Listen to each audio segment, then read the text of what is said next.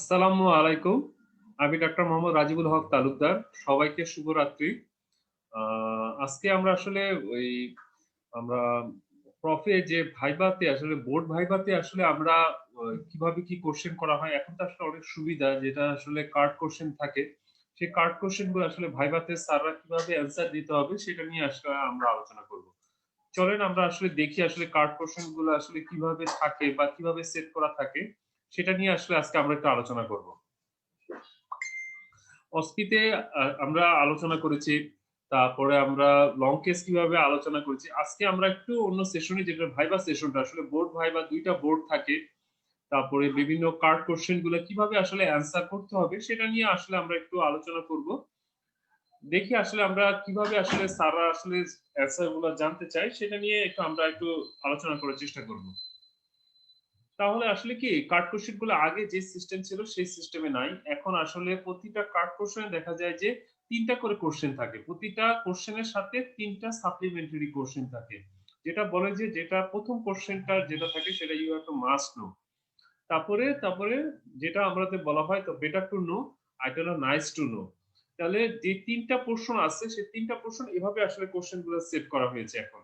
যেটা ১ম কোশ্চেনটা যেটা থাকে এবং সবচেয়ে ইন্টারেস্টিং থিং হলো যে স্যাররা কিন্তু এখন আরেকটা জিনিস জানতে চায় যে শুধু যে আসলে যে এই যে কোশ্চেন গুলো যে সারা থাকে সেটার মধ্যে কিন্তু কনফাইন থাকে না। এই রিলেটেড যে সাপ্লিমেন্টারি যে কোশ্চেন গুলা থাকে সেগুলোও কিন্তু স্যাররা আসলে একটু মাঝে, সাঝে ধরে। একদম যে পুরা কার্ড কোশ্চেনটার উপরেই যে আমাদের কোশ্চেনটা বা স্যার আস্ক করবে তা কিন্তু না। এই জিনিসটা একটু মনে রাখতে হবে। তাহলে যে তার সাথে, সাথে যে আসলে কি, কি কোশ্চেন স্যাররা আমাদের সাথে ধরে থাকে সেই জিনিসগুলাই একটু আমরা আলোচনা করার চেষ্টা করব। এই যে আমরা এখানে একটা সিনারিও আমরা দেওয়ার চেষ্টা করেছি যে এমন সিনারিও আসলে কার্ড কোশ্চেন আছে যে an 18 years old man presented with 24 hours peri-umbilical abdominal pain which has now shifted to the right iliac fossa। তাহলে এমন একটা তার সাথে দেখা যাচ্ছে যে পেশেন্টের যদি আরেকটু সিনারিও বলা হয় যে পেশেন্টের লো গ্রেড ফিভার আরেকটা হলো নসিয়া অথবা ভমিটিং আছে। তাহলে এমন একটা সিনারিও নিয়ে যখন আমাদের কাছে একটা পেশেন্ট প্রেজেন্ট করবে হোয়াট ইজ ইউর ডায়াগনোসিস, তাহলে এটা বোঝাই যাচ্ছে যখন একটা পেইন যেটা শিফটেড করে রাইট আলিয়া ফোসাতে তাহলে সেটা আমাদের প্রথম যে diagnosis what is your diagnosis তাহলে এটা হবে অ্যাকিউট অ্যাপেন্ডিসাইটিস। তাহলে এমন একটা কোশ্চেন থাকলে স্যারকে একদম স্ট্রেট কাট অ্যান্সার হবে অ্যাকিউট অ্যাপেন্ডিসাইটিস। তারপরে যেটা আছে যে কনসিকুয়েন্স ইফ নট ট্রিটেড আর tell about management of this patient. তাহলে আমরা দেখি যে ডায়াগনোসিসটা আমরা বলেই পেলাম অ্যাকিউট অ্যাপেন্ডিসাইটিস। তাহলে কনসিকুয়েন্স কি হতে পারে যে একটা অ্যাকিউট অ্যাপেন্ডিসাইটিস যদি আমরা চিকিৎসা না করলে অনেক সময় দেখা যায় যে খুব মাইল্ড ফর্মে অ্যাপেন্ডিসাইটিস হয়েছে সেটা কিন্তু রেজোলিউশন হতে পারে। তারপরে রিল্যাপসিং রিকারেন্ট অ্যাপেন্ডিসাইটিস হতে পারে, অ্যাপনিকুলার মাস ফর্মেশন করতে পারে, অ্যাবসেস ফর্মেশন হতে পারে, পারফোরেশন হতে পারে, পেরিটোনাইটিস লোকাল এবং জেনারেল পেরিটোনাইটিস, সেপ্টিসেমিয়া এবং পোর্টাল পাইমিয়া। তাহলে এই কয়েকটা কথা যে পোর্টাল পাইমিয়া এটা অনেক সময় কিন্তু জানতে চায়। তাহলে পোর্টাল পাইমিয়া যখন আমরা বলবো এই পেশেন্ট কিন্তু অনেক সময় দেখা যায় যে জন্ডিস নিয়ে প্রেজেন্ট করে। তাহলে তারা যদি এই কোশ্চেনটা জিজ্ঞেস করে যে অ্যাকিউট অ্যাপেন্ডিসাইটিস এর কমপ্লিকেশন হিসেবে যদি ট্রিট না করা হয় জন্ডিস হতে পারে? জি স্যার। সেটা কি পোর্টাল পাইমিয়া। তাহলে আমরা জানলাম যে consequence if not treated resolution relapse and recurrent appendicitis appendicular mass appendicular abscess perforation peritonitis septicaemia এবং পোর্টাল পাইমিয়া। আরেকটা জিনিস একটু এখানে আমরা একটু বলে রাখি যে অ্যাপেন্ডিকুলার মাস ঠিক আছে তার কম্পোনেন্ট কি কি? তাহলে আমরা জানি inflame appendix with mesoappendix part of the ileum part of the caecum which is wrapped by greater omentum. এই কোশ্চেনটাও স্যাররা জিজ্ঞেস করে তাহলে এটা অ্যান্সার দিতে হবে। তাহলে অ্যাপেন্ডিকুলার মাস যেটার চিকিৎসা হলো আমরা জানি কনজারভেটিভ ট্রিটমেন্ট যেটাকে বলা হয় অসনার শ্যানন রেজিমেন। এবং অ্যাপেন্ডিকুলার মাসের যে কম্পোনেন্ট আমরা বললাম inflame appendix with mesoappendix তারপর আমরা বললাম part of the caecum part of the terminal ileum which is wrapped by greater omentum. তাহলে আসি যে আমরা একটু যে পোর্টাল পাইনি আমরা বললাম এটা আসলে খুবই রেয়ার এবং এটা সাধারণত পোর্টাল সিস্টেম যে থ্রম্বোসিস হচ্ছে সেপটিক পোর্টাল সিস্টেম আমরা থ্রম্বোসিস হয় commonly seen in the immunocompromise individually এটা সাধারণত দেখা যাচ্ছে। আর সাধারণত দেখা যাচ্ছে যে এই যে ইনফেকশনটা আমরা জানি যে এটা পোর্টাল সিস্টেমের মাধ্যমে এটা লিভারে যাচ্ছে। Infection spread to the liver through portal vein causing rapid multiplication of the virulent organism leading into septicemia, jaundice, tender palpable liver, patient may be drowsy. তাহলে এই যে দেখেন যে আমরা বললাম যে তাহলে একটা অ্যাকিউট অ্যাপেন্ডিসাইটিস এর কমপ্লিকেশন হিসেবে পোর্টাল পাইমিয়া এবং patient may present with jaundice. তাহলে এই কোশ্চেনটা একটু লাস্ট যারা অনেক ভালো করতে চায় এই অ্যানসারটা কিন্তু সারা জানতে চায় পোর্টাল পাইমিয়াটা কেন হয়? কারণ এটা অ্যাপেন্ডিক্স যে বা গাটের এই পোর্শনটা পোর্টাল সার্কুলেশন কম্পোনেন্ট হিসেবে ইনফেকশন পোর্টাল সিস্টেমে লিভারে যেতে পারে ও patient may present with jaundice এবং এসব পেশেন্টের অবশ্যই ব্রড স্পেকট্রাম অ্যান্টিবায়োটিক দিতে হয় এবং এটার প্রগনোসিস কিন্তু খুব একটা ভালো না, প্রগনোসিস ইজ পোর। তাহলে এই যে আমরা বললাম যে ম্যানেজমেন্ট অফ দিস পেশেন্ট, তাহলে অবশ্যই একটা মনে রাখতে হবে অ্যাকিউট অ্যাপেন্ডিসাইটিস যেটা ট্রিটমেন্ট হলো straight cut, prepare the patient, counselling and prepare the patient for surgery. Diagnosis যেটা আমাদের এটা সাধারণত ক্লিনিক্যাল ডায়াগনোসিস, তারপরে আমাদের দেখা যায় যে কিছু সাপ্লিমেন্টারি আমাদের কিছু ইনভেস্টিগেশন আমরা করে থাকি টু সাপোর্ট দ্য ডায়াগনোসিস, কিন্তু মেইনলি এটা কিন্তু ক্লিনিক্যাল ডায়াগনোসিস। তাহলে যে আমরা ব্লাড করা হয়, তো ব্লাডের সিবিসি দেখা হয়, ঠিক আছে, দেখা যায় যে নিউট্রোফিলিক গ্লুকোসাইটোসিস হয়ে থাকে, তারপরে আমরা অনেক সময় আল্ট্রাসাউন্ড করি, ঠিক আছে, এগুলো সবগুলো আসলে সাপ্লিমেন্ট এবং আমাদের মেইনলি এটার চিকিৎসা হবে হলো অ্যাপেন্ডিসেক্টমি। এখন অ্যাপেন্ডিসেক্টমি আবার ওপেন ফর্মে করা যায়, আবার ল্যাপারোস্কোপি করা যায়। তাহলে যে স্যাররা জিজ্ঞেস করবে যে আসলে ওপেনে যে আমরা করা হয় কি কি ইনসিশনের মাধ্যমে অ্যাপেন্ডিসেক্টমি করা হয়, যে আমরা জানি যে মোস্ট কমন যেটা gridiron incision, Rutherford Morison muscle cutting incision, Lanz incision, right lower paramedian incision বা লোয়ার প্যারামিডিয়াল ইনসিশন আর ল্যাপারোস্কোপি। তাহলে এই অ্যাপ্রোচ গুলোর মাধ্যমে এই যে আমরা অ্যাপেন্ডিসেক্টমি করতে পারি। তাহলে অ্যাপেন্ডিসেক্টমির মাধ্যমে আমরা যে ওপেন মাধ্যমে যেটা করতেছি সেটা হলো grid iron incision, Rutherford Morrison muscle cutting incision, Lanz incision.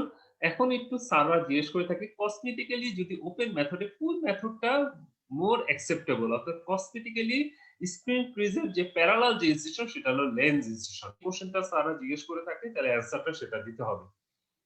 তাহলে যে আমরা ছবিগুলো দেখতে পাচ্ছি যে গ্রিড আয়রন ইনসিশন যেটা অবলিক ইনসিশন, লেন্সটা যেটা আমরা বললাম সেটা হলো আমাদের স্ক্রিন ক্রিজের প্যারালাল, এই জন্য এটা কসমেটিক্যালি মোর অ্যাকসেপ্টেবল ইনসিশন। তাহলে যদি জিজ্ঞেস করা হয় যে মনে করো যে তুমি একটা রিমোট এরিয়াতে আছো যেখানে কোনো ল্যাপারোস্কোপিক কোনো মেথড বা ল্যাপারোস্কোপিক অ্যাপ্রোচ সেখানে নাই, তোমার অ্যাপেন্ডিসাইটিস হলো, তোমাকে যদি বলা হয় তুমি যেহেতু একটা মেডিকেল স্টুডেন্ট, তোমাকে যদি বলা হয় আচ্ছা তুমি কোনো প্রেফার করো, তুমি কোন ইনসিশনটা তুমি প্রেফার করবা, তাহলে আমরা অ্যান্সার বলবো সেটা কি লেন্স ইনসিশন।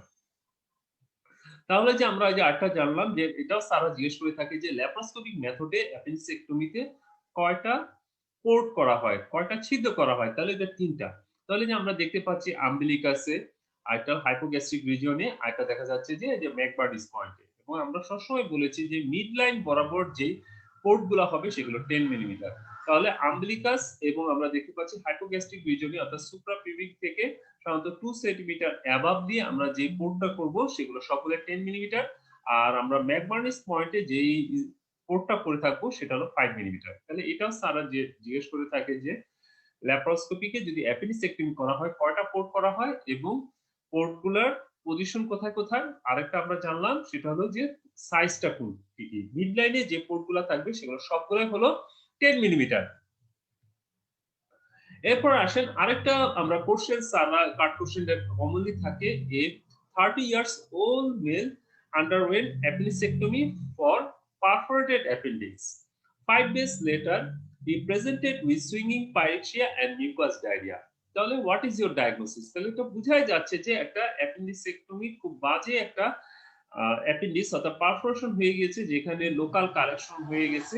সেটার ক্ষেত্রে পেশেন্ট আবার দেখা যাচ্ছে যে অপারেশনের পর দেখা যাচ্ছে যে পেশেন্টের সুইমিং পাইরেক্সিয়া হচ্ছে, মিউকাস ডায়রিয়া হচ্ছে। তাহলে বোঝা যাচ্ছে যে তার রেকটামকে কোনো একটা কালেকশন তার বাইরে আছে যেটা রেকটামকে ইরিটেট করতেছে, যেটা স্পুরিয়াস ডায়রিয়া হচ্ছে। তাহলে বোঝা যাচ্ছে যেটা হলো পোস্ট অ্যাপেন্ডিসেক্টমি আমরা পেলভিক কালেকশন বা অ্যাবসেস আমরা ডায়াগনোসিস বলো। What is your diagnosis? Diagnosis বোঝা যাচ্ছে যে পেলভিক অ্যাবসেস। এখন এটা আমরা কিভাবে, how can you detect it clinically and what investigation can confirm it আর হোয়াট ইজ দ্য ট্রিটমেন্ট। তাহলে আমরা দেখি একটা একটা করে। আমরা ডায়াগনোস তো বলে দিলাম pelvic collection and pelvic abscess. এখন আমরা জানি যে একটা সারা এটা সম্পূর্ণ কোশ্চেন জিজ্ঞেস করতে পারে একটা অ্যাপেন্ডিসেক্টমি যদি করা হয় তারপরে যে কি কি কমপ্লিকেশন হতে পারে। তাহলে আমরা জানি যে একটা প্যারালাইটিক আইলিয়াস হতে পারে, reactionary haemorrhage due to slipping of the ligature of the appendicular artery হতে পারে, রেসিডুয়াল অ্যাবসেস যেটা আমরা আমাদের যে কোশ্চেনটাতে সেটার অ্যান্সারটা রেসিডুয়াল অ্যাবসেস। তারপরে আমরা জানি যে পাইলোনেফ্রাইটিস বা পোর্টাল পাইমিয়া হতে পারে অ্যাডেশন, ঠিক আছে? কিঙ্কিং অ্যান্ড ইন্টেস্টিনাল অবস্ট্রাকশন হতে পারে। এবং লেট একটা কমপ্লিকেশনে আমরা জানি যে ইনসিশনাল হার্নিয়া হতে পারে due to injury to the ilio inguinal nerve. Old sepsis এটা একটা কমন কমপ্লিকেশন, ফিকাল ফিস্টুলা এটাও হতে পারে, আর রেসপিরেটরি প্রবলেম এন্ড ডিভিটি। তাহলে this are the post appendicectomy complication হিসেবে আমরা কোশ্চেন জিজ্ঞেস করা হয়, এটা অ্যান্সার গুলো দিতে হবে। তাহলে আমরা বললাম প্যারাটিক আইডিয়াস, রিঅ্যাকশনারি হিউমারেজ, রেসিডুয়াল অ্যাবসেস, তারপরে আমরা বললাম পোর্টাল পাইমিয়া বা পাইলো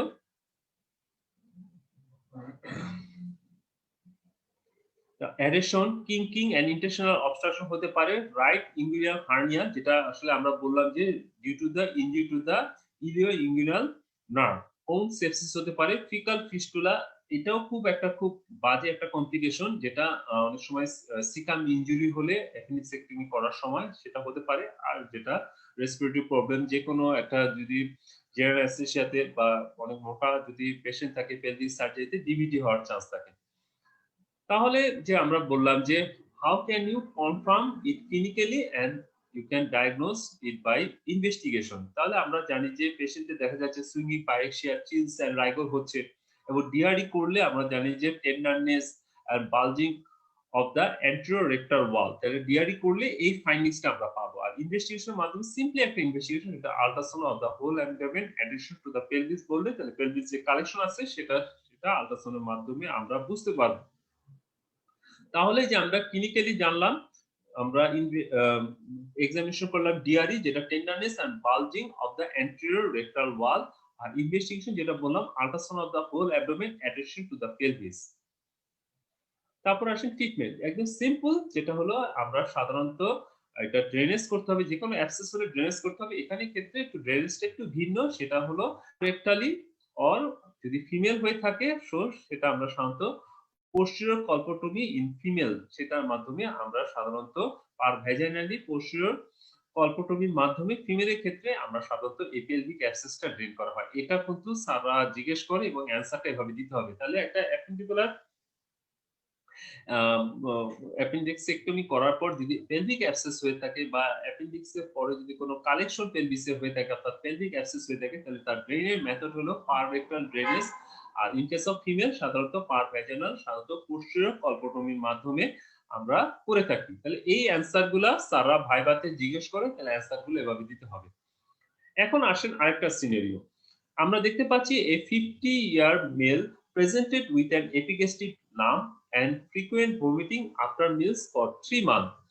He has history of anorexia and weight loss 10 kg. তাহলে বোঝা যাচ্ছে একটা শর্ট ডিউরেশন দেখা যাচ্ছে মাত্র 3 মাসের, এবং তার একটা সিগনিফিকেন্ট ওয়েট লস আছে বা একটা এপিগ্যাস্ট্রিক লাম্প।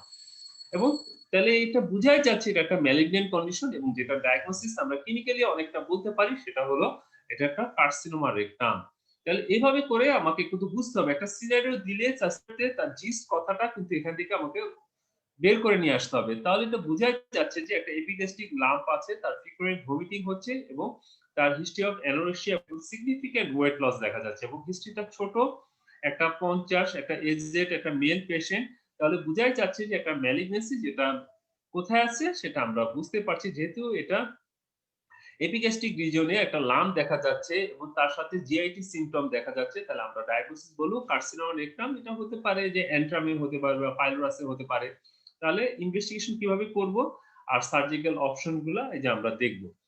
তাহলে দেখেন এটা গ্যাস্ট্রিক আউটলেট, যেহেতু একটা ভমিটিং, রিপিটেড ভমিটিং হচ্ছে, এটা গ্যাস্ট্রিক আউটলেট অবস্ট্রাকশনের ফিচারও নিয়ে মনে হয় প্রেজেন্ট করতে পারে। তাহলে এটা আমরা অ্যান্ট্রাম অফ দ্য স্টমাক বা পাইলোরাস আমরা বলতে পারি। তাহলে আমরা ইনভেস্টিগেশনের মধ্যে প্রথমে যেটা আসবে আপার জি এন্ডোস্কোপি এন্ড বায়োপসি।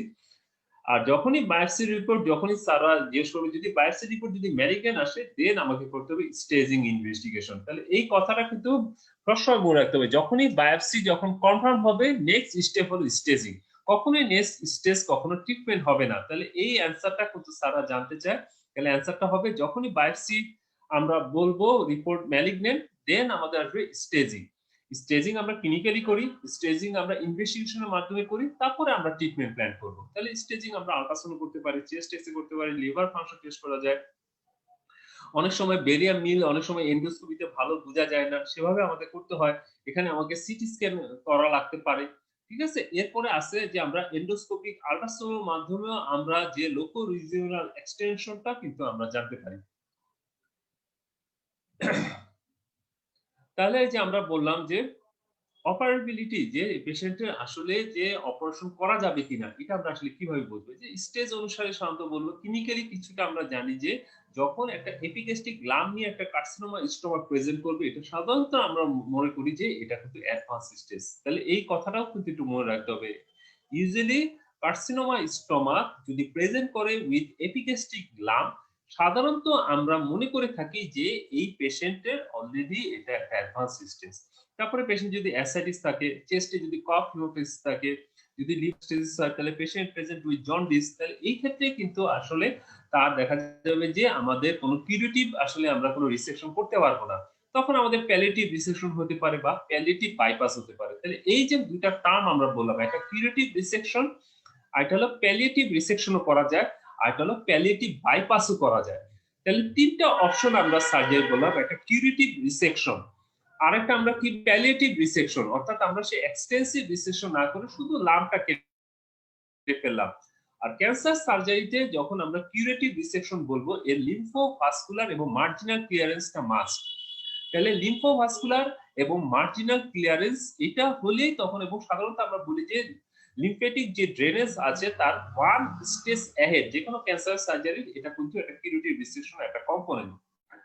তারপরে যে আমরা বললাম যে সিটি স্ক্যানের মাধ্যমে যে তার ক্যান্সারের যে loco regional extension, posterior abdominal wall, তারপরে আমরা প্যানক্রিয়াসকে ইনভলভ করেছে কিনা, কোনো লিভারে মেটাস্টেসিস আছে কিনা, সেভাবে আমরা অ্যাসেস করব।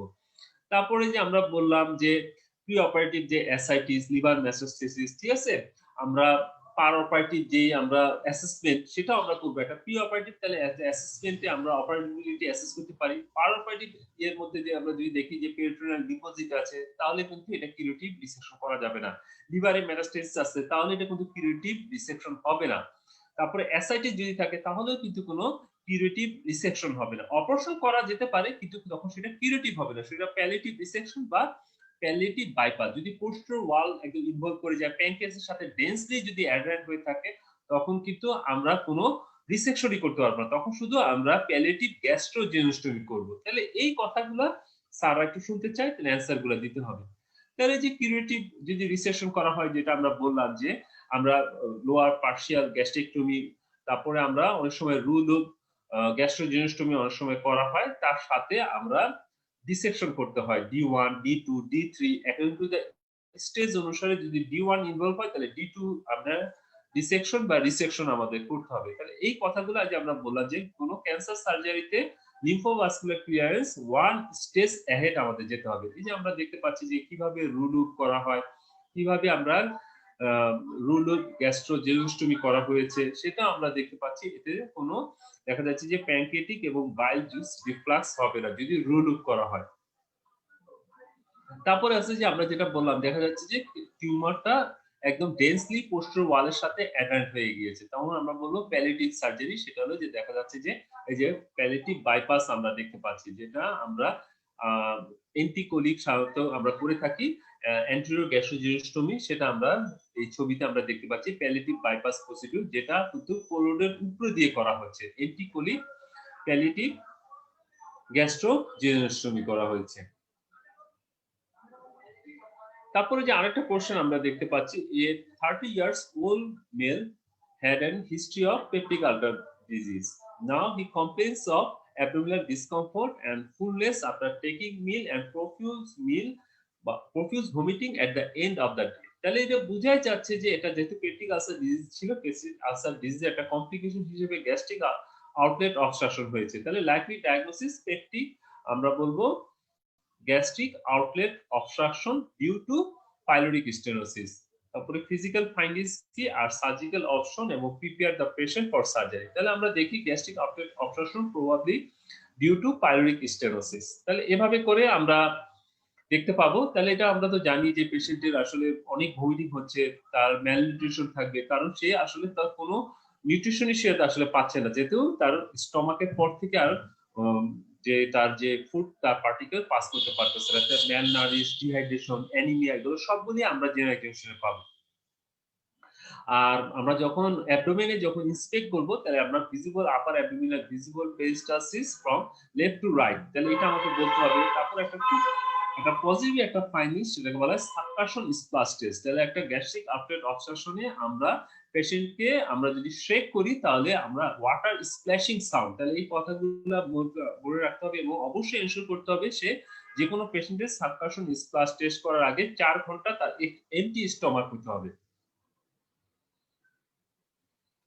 তারপর আছে যে auscultopercussion test to identify the outline of the stomach. তাহলে এখানে স্টমাকটা হিউজলি ডিস্টেন্ডেড হবে, তাহলে সেটা আমরা অসকাল্টো পারকাশনের মাধ্যমে আসলে আমরা জানতে পারবো। তারপরে যে আমরা বলেছি যে ইন্সপেকশন আমরা ভিজিবল পেরিস্টালসিস পাবো। এখন আসেন যে এমন একটা পেশেন্টের আসলে আমরা কি কি ট্রিটমেন্ট অপশন, তাহলে ভেকোটমি বা সাধারণত আমরা গ্যাস্ট্রোজেনেস্টমি করা হয়, তার সাথে আমরা অনেক সময় দেখা যায় যে ভেকোটমি বা আমরা পাইলোরোপ্লাস্টি, ট্রাঙ্কাল ভেকোটমি উইথ গ্যাস্ট্রোজেনেস্টমি, পাইলোরোপ্লাস্টি এবং ল্যাপ্রোস্কোপি প্রসিডিও এটা করা হয়। তাহলে মেইনলি আমাদের এখানে করা হচ্ছে যে আমাদের বাইপাস যেটা গ্যাস্ট্রোজেনেস্টমি, এটা হলো রেট্রোকোলিক আইসোপেরিস্টালটিক গ্যাস্ট্রোজেনেস্টমি। তাহলে এই টার্মটা এভাবে বলতে হবে, এটাকে আমরা রেট্রোকোলিক। তাহলে এখানে কিন্তু আমরা কোলনের যে মেজোকোলন আছে, ট্রান্সভার্স মেজোকোলন, সেখানে উইন্ডো তৈরি করে আমরা গ্যাস্ট্রোজেনেস্টমি করব। ক্যান্সার সার্জারিতে সবসময় আমরা যখন বাইপাস বা অ্যানাস্টোমোসিসটা করব গ্যাস্ট্রোজেনেস্টমি, সেটা হলো এন্টিকোলিক। আর এই যে বিনাইন কেসে সাধারণত আমরা করব রেট্রোকোলিক গ্যাস্ট্রোজেনেস্টমি। তার সাথে আমাদের এসিড সিক্রেশন কমানোর জন্য আমরা ট্রাঙ্কাল ভ্যাকোটমি করতে পারি, সিলেক্টিভ ভ্যাকোটমি করতে পারি, হাইলি সিলেক্টিভ ভ্যাকোটমি করতে পারি। তাহলে অবশ্যই সেখানে আমরা যদি ট্রাঙ্কাল ভ্যাকুয়ামি করতে হয়, অবশ্যই এটা বাইপাস গ্যাস্ট্রোজেনেস্টমি করতে হবে। তারপরে যে আমরা জানি যে একটা যেখানে এই পেশেন্টের গুলা দেখা যাচ্ছে যে হাইপোক্যালেমিয়া, তারপরে হাইপোনেট্রিমিয়া, তারপরে হাইপোক্যালসিমিয়া, এইগুলো ডেভেলপ করে এবং আমরা জানি হাইপোক্লোরিক মেটাবলিক অ্যালকালোসিস হয়। তাহলে এগুলো কারেকশন করতে হবে। তাহলে অপারেশন প্রিপারেশনের আমাদের একটা কোশ্চেন কম্পোনেন্ট ছিল, তাহলে এই পেশেন্টের ইলেকট্রোলাইট ইমব্যালেন্স থাকে, সেটা আমাকে কারেক্ট করতে হবে। অ্যানিমিয়া থাকে, অ্যানিমিয়া কারেক্ট করতে হবে। নিউট্রিশনাল যে ইমব্যালেন্স থাকে, সেটাকে আমাকে কারেক্ট করতে হবে। পেশেন্টকে প্যারেন্টাল নিউট্রিশন আমাকে দিতে হবে। ঠিক আছে, এই কথাগুলো অনেক সময় টিপিএন আমাকে স্টার্ট করতে হতে পারে, তাহলে এই কথাগুলো আমাকে বলতে হবে। ব্লাড ট্রান্সফিউশন করা হতে পারে। আর স্টমাক প্রিপারেশন যেটা আমাদের খুব ভাইটাল, এই কোশ্চেনটা কিন্তু রিটেনেও এসেছে এবার।